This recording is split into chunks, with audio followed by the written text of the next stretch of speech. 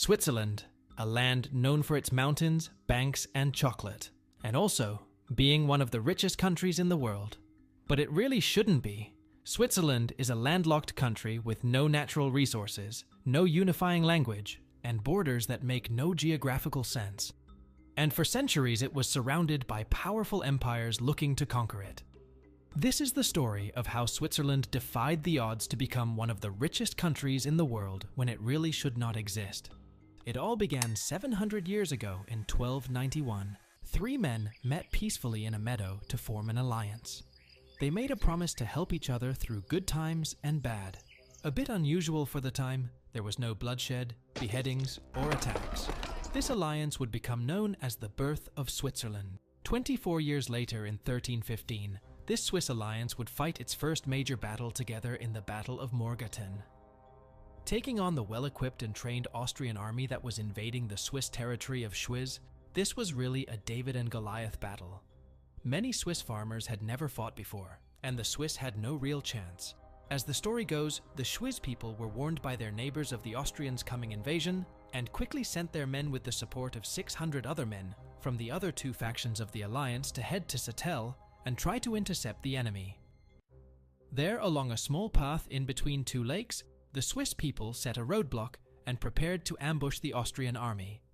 This battle saw 1,500 Austrians killed in an ambush by the Swiss alliance put together by a militia of herdsmen and farmers.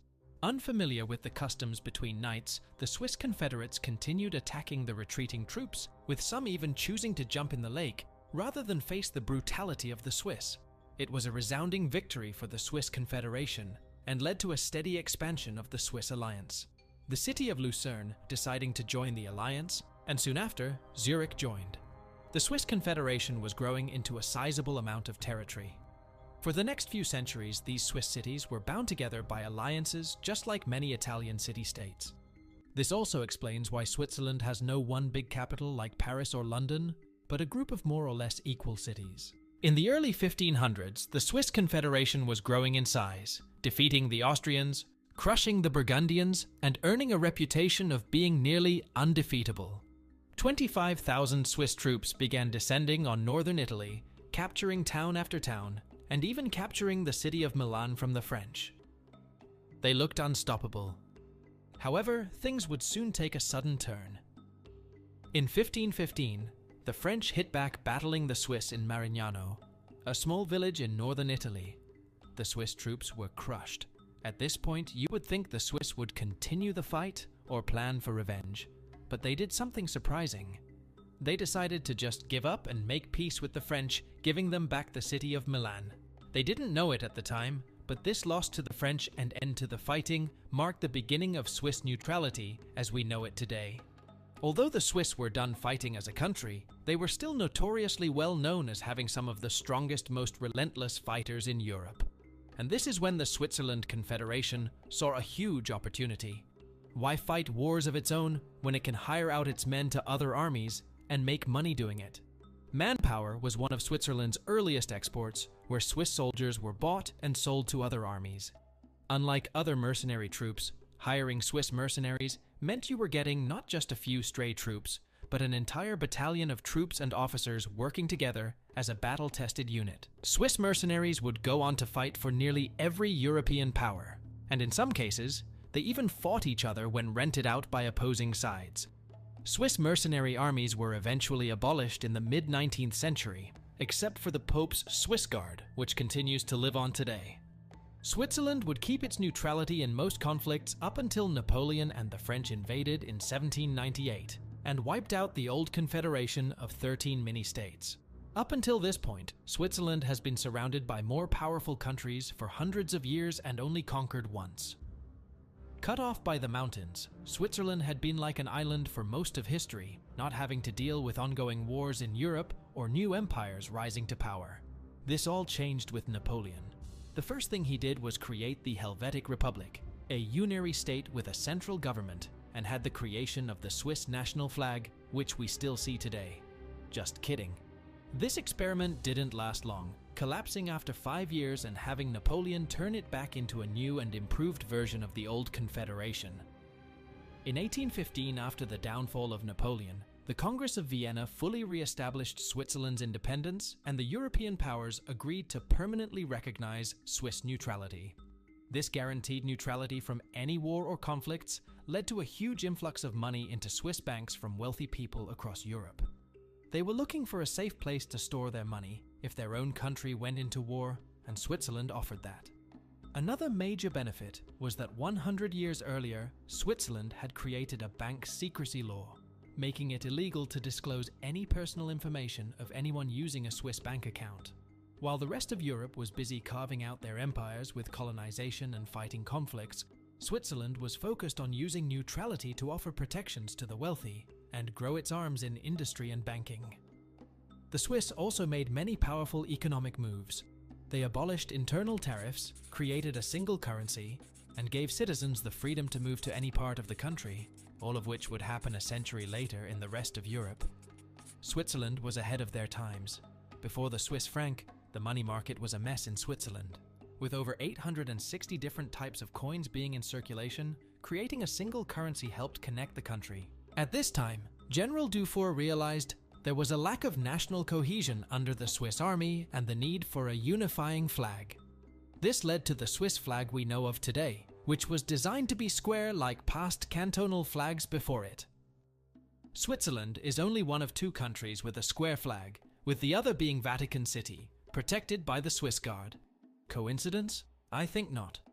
After a small civil war, the Switzerland Federation was founded in 1848. Unlike any other country, Switzerland used a system known as direct democracy, where the people would vote directly on policies instead of being voted by elected officials. This system has two effects. The first is that Swiss taxes are much lower compared to other countries because the public get to review and vote on whether a government expenditure gets approved. The second effect is that any large public policy decisions take much longer to get put into law, needing to win the approval of the public through a referendum. For instance, women wouldn't get the right to vote until 1971, much later compared to other countries. This system of direct democracy works in Switzerland's favor, as it has helped ensure the political stability needed to support banking secrecy. Another way Swiss banking makes sense is that the Swiss Alps provide a natural environment for creating hidden underground vaults to store gold, diamonds, and other precious assets for the rich. In the 1910s, with the start of World War I, Swiss bankers traveled to France to advertise Swiss banking secrecy. Switzerland offered numbered bank accounts, where the person's name was replaced with a multi-digit number, known only to the client, and select private banks. As many European powers increased taxes to finance the war effort, Switzerland saw a rapid influx of money from wealthy Europeans aiming to shelter their money. And since Switzerland was split into regions that spoke different languages, the French could bank in Geneva, the Germans in Zurich, and the Italians in Lugano. Moving into World War II, Switzerland stayed neutral, but in many ways, its economy served the Axis powers, storing gold that Germany had stolen, and lending money to both Germany and Italy to support their aggressive military campaign. The Swiss bank UBS even maintained an account for Hitler, estimated at 1.1 billion Reichsmark. At the same time, Swiss banks also maintained accounts for hundreds of German Jewish business people and households looking for a safe storage place from the Axis powers.